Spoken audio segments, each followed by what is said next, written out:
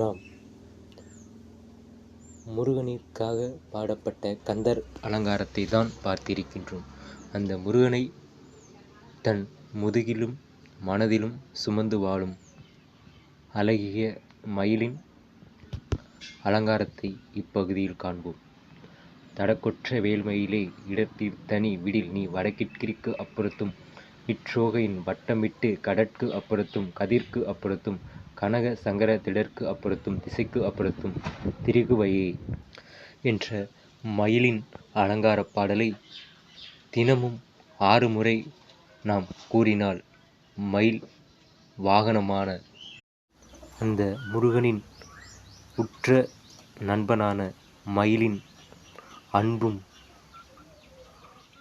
பாதுகாப்பும் நமக்கு எப்பொழுதுமே கிடைக்கும்.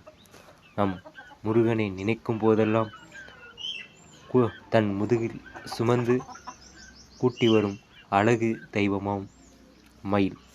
அதற்கான பாடலை நாம் தினம் பாடி மயிலின் அருளையும் மயிலின் மீது வரும் நம் முருகனின் அருளையும் பெற்று வாழ்வோம்.